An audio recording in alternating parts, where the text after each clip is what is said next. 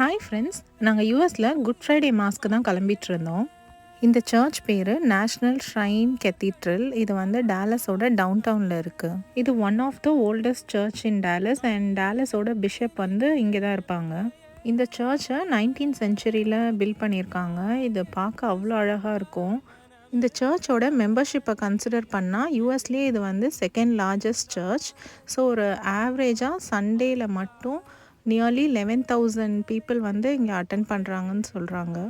Easter சண்டேக்கு முன்னாடி வர ஃப்ரைடேவை தான் குட் ஃப்ரைடேன்னு சொல்லுவாங்க.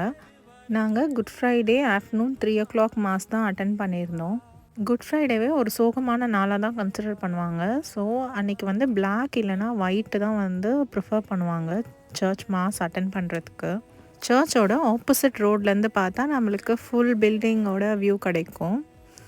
இன்னொரு vlogல பார்க்கலாம். பாய்.